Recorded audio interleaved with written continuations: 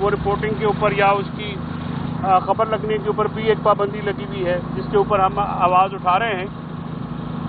तो बुनियादी तौर पे ये कहा गया कि आपने डिक्लेरेशन नहीं दी। तो जो नैब का रेफरेंस था नंबर 18 जो है 2022 का, उसमें ये सारी चीज़ें लिखी गई थी कि ये चीज़ें ना सिर्फ डिक्लेयर हुई बल्कि 4 अप्रेजर जो हैं, 4 अप्रेजर्स ने इसका कीमत लगाई और कीमत लगाने के बाद वो कीमत का 50% पे हुआ और ये जो है मामला उसके एज पर लॉ जो उस वक्त था उसके मुताबिक डील किया गया। तो मुझे लगता है कानूनी तौर पे तो खान साहब के ऊपर कोई केस नहीं,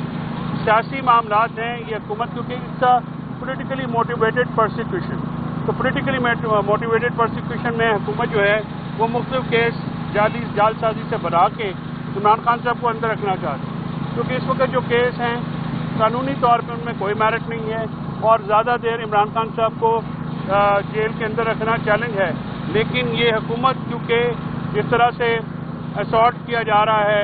आइन के ऊपर, अदलिया के ऊपर, अवाम के बुनियादी हकूक़ के ऊपर, और जिस तरह से बुलडोज़ की जा रही है कानून साजी,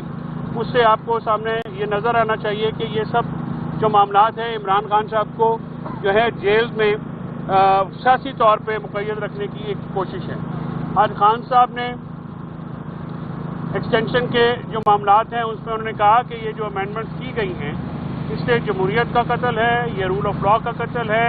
ये अवाम के बुनियादी हकूक़ का कत्ल है, और उन्होंने कहा कि ये मुल्क में कब्ज़ा माफिया है और एक्सटेंशन माफिया है। ये जो एक्सटेंशन और मामलात हैं और ये कब्ज़ा के मामलात हैं, इससे जो है इदारे मजबूत नहीं होते, इदारे कमज़ोर होते हैं और मुल्क में कोई भी इदारा जो है नहीं छोड़ा गया, और चाहे वो पुलिस हो, चाहे FIO हो, चाहे दूसरे इदारे हों, और अभी जो अदलिया हो उसके ऊपर भी एक अटैक किया जा रहा है। उन्होंने अपनी पार्टी के ये मैसेज दिया है कि आप पुरअमन एहतजाज के लिए बिल्कुल तैयार रहें, क्योंकि अगर इन अमेंडमेंट्स को 26वीं आईनी तरमीम हो या रात पर होने वाली अमेंडमेंट्स हैं, इनको तस्लीम किया गया तो ये आप चींटियों की तरह ज़िंदगी गुजारने पर मजबूर हो जाए। और उन्होंने ये कहा कि कौम जो है वो अपने लिए खड़े हो और पुरअमन तौर पर एहतजाज करे, क्योंकि इंसाफ का इनकलाब जब तक नहीं आएगा मुल्क में जमहूरियत नहीं होगी। इंसाफ का इनकलाब लाने के लिए तमाम लोगों को निकलना पड़ेगा। ये एक कौम का जो है कौम के ऊपर ये मामला किया गया है, किसी एक शख्स से आज़ाद एक पार्टी का मामला नहीं है, ये पूरे पाकिस्तान का मामला। इसके अलावा शाह महमूद कुरैशी साहब के ऊपर एक सवाल हुआ जिसका जवाब देते हुए उन्होंने कहा कि शाह महमूद कुरैशी 15 महीने से जेल में हैं, उनकी कुर्बानियों की वो बड़ी कदर करते हैं, और उन्होंने कहा कि अगर उन्होंने पार्टी छोड़नी होती तो 15 महीने पहले